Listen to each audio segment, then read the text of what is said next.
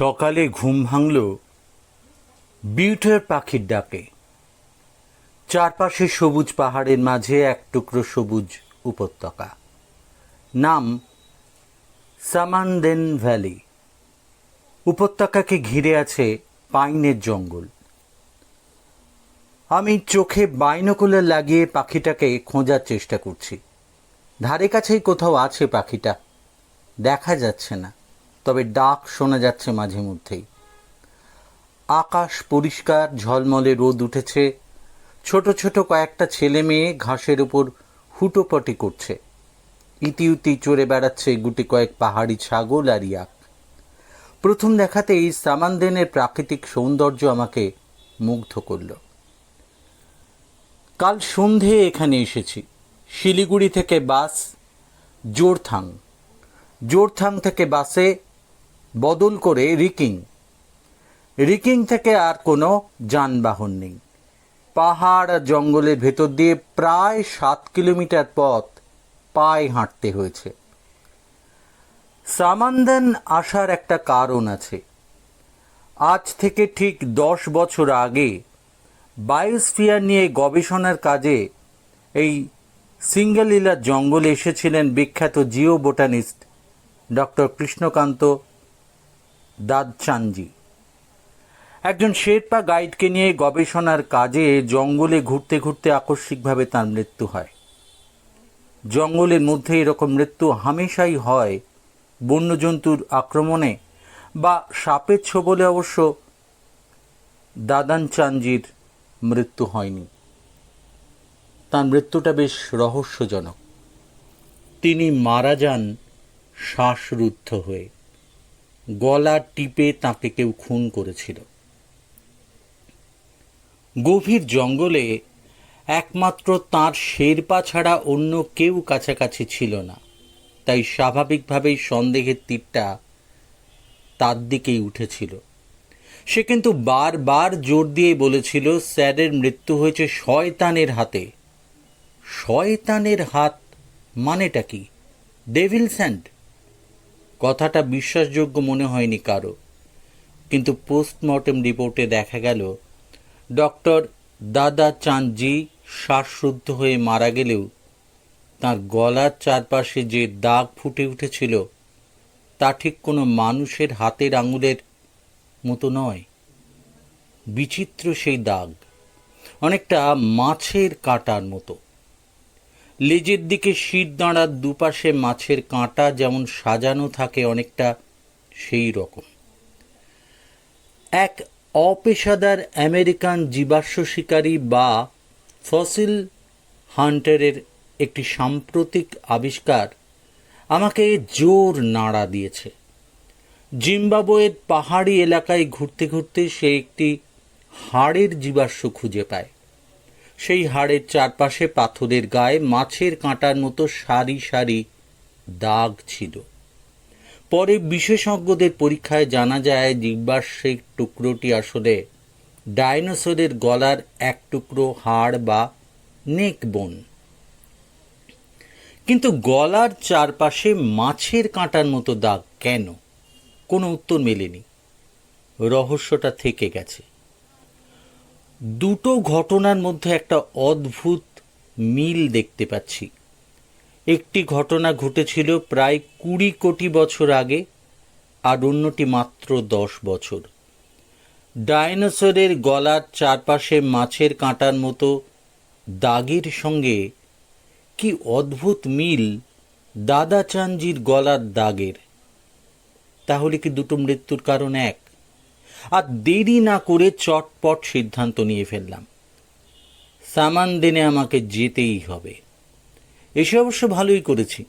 রহস্যের সমাধান করতে পারি বা না পারি, সিঙ্গালিলার প্রাকৃতিক সৌন্দর্য আমাকে মুগ্ধ করবেই, এ ব্যাপারে কোনো সন্দেহ নেই। সামানদেনে আমার প্রথম কাজ একজন ভালো গাইড খুঁজে বের করা।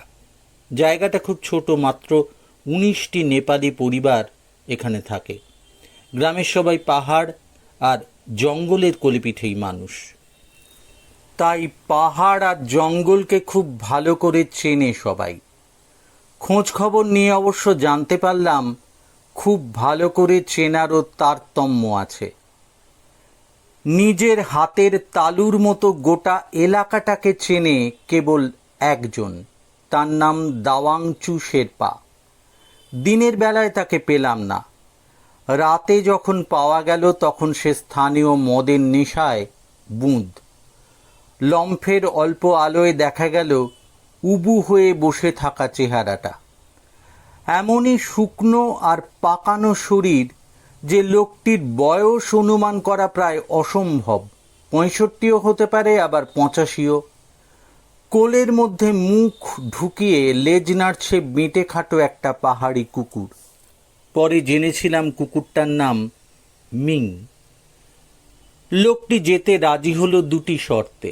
এক, কুকুরটি তার সঙ্গে যাবে, তাতে আমার কোনো আপত্তি নেই। দুই, সন্ধ্যের পর তাকে কোনোভাবেই বিরক্ত করা চলবে না, সে নেশা করবে এবং তার খরচ জোগাতে হবে আমাকে। রাজি না হয়ে কোনো উপায় ছিল না। অভিযানের খুঁটিনাটি প্রস্তুতি নিয়ে আরও 2 দিন লাগলো। চতুর্থ দিনে শুরু হলো আমাদের যাত্রা। আমি, আমার পিছনে 2 জন পোর্টার কাম ফিল্ড অর্ডারলি এবং অবশ্যই দাওয়াংচু শেরপা আর তার কুকুর মিং সবার আগে আগে। একটা বাঁক ঘুরতেই অদৃশ্য হয়ে গেল পাইনের সবুজ অরণ্য। গাছে ঝুলে থাকা শিকড় ধরে ধরে খুব সাবধানে পাহাড়ের গা বেয়ে আমরা নামতে লাগলাম। খানিক পরেই শুরু হলো চড়াই। খাড়া পাহাড়ের গা বেয়ে উঠছি। বেশ খানিকটা চড়াই ভেঙে আমরা এসে পৌঁছলাম পাহাড়ের একটা খাঁজে। সামান্য একটু সমতল জায়গা। আমার ফিল্ড অর্ডারলি 2 জন চটপট সেখানেই তাঁবু ফেলল। দাওয়াংচু শুকনো কাঠকুটো জড়ো করে আগুন জ্বালল। অন্ধকার ঘনিয়ে ওঠার আগেই আমরা তাঁবুর আশ্রয়ে ঢুকে পড়লাম। সামনে পেছনে কিছু দেখা যাচ্ছে না, এত ঘন কুয়াশা। শোঁ শোঁ করে বাতাস বইছে, কনকনে শীত। ডাইনে বাঁয়ে অসংখ্য লালিগুরাস বা রডোডেনড্রন গাছ টকটকে লাল ফুলে ছেয়ে আছে। ধীরে ধীরে পিছু হটতে লাগলো লালিগুরাসও। তার বদলে বাড়তে লাগলো মালিঙ্গা বাঁশের ঝাড়। রাস্তা বলে কিছু নেই। জঙ্গলের ভেতরে বৃষ্টির জল গড়িয়ে যাওয়ার ফলে যে সরু খাদের সৃষ্টি হয়েছে, সেই খাদ ধরে হাঁটতে হচ্ছিল। 2 হাতে বাঁশের ঝাড় সরিয়ে লতা পাতার বাধাকে পাশ কাটিয়ে আমরা এগিয়ে চললাম। ছিল কুয়াশা। কুয়াশা সরে গিয়ে শুরু হলো বৃষ্টি। মুষলধারে না হলেও আমাদের ভিজিয়ে দেওয়ার পক্ষে যথেষ্ট। পলি চাদরে নিজেদের ঢেকে নিলাম। বৃষ্টির ফলে সরু খাদগুলোতে জল জমেছে। যেখানে জল জমেনি সেখানে প্যাচপেচে কাদা। 2 পা ফাঁক করে খাদের দুদিকের দেওয়ালে পা রেখে লাঠিতে ভর দিয়ে লাফাতে লাফাতে হাঁটছি। মনে হচ্ছিল যেন একদল কোলা ব্যাঙ থপ থপ করে চলছে। এই জঙ্গল মালিঙ্গা বাঁশের। মাঝে মাঝে বহু পুরনো 2-1টা সিলভার ফার। 2 জন মানুষের হাতের বেড় পাবে না এমন মোটা তাদের গুঁড়ি। গায়ে শ্যাওলার পুরু আস্তরণ। সিলভার ফার ছাড়াও প্রায়ই চোখে পড়ছে 1টা-2টো করে ভুজ গাছ। প্রাচীনকালে এই গাছের ছালের পাতলা আঁশগুলোকে ছাড়িয়ে কাগজের মতো লেখার কাজে ব্যবহার করা হতো। এই জঙ্গলে এত রকমের গাছ আছে যে উদ্ভিদ বিজ্ঞানী ছাড়াও সাধারণ পর্যটকদের মুগ্ধ করার মতো। ওক, হেমলকের মতো বড় গাছের পাশাপাশি রয়েছে আষাঢ়ি বা কাঁড়ার মতো ঝোপ। প্রচুর ফুলও ফুটে রয়েছে গোটা রাস্তাটায়। আমরা শুধু রডোডেনড্রনই দেখলাম 4-5 রকমের। প্রায় 7-8 রকমের স্নেক ফ্লাওয়ার ফুটেছে। আর ফার্ন তো 10-12 জাতের। দাওয়াংচু তার নিজের মতো করে চেনে এই জঙ্গলের গাছপালা। সেই আমাকে চিনিয়ে নিচ্ছিল নিউরো আর উনীয় প্রজাতির ফার্নের তফাতটা। আজ আমরা তাঁবু ফেললাম একটা চিমল গাছের তলায়।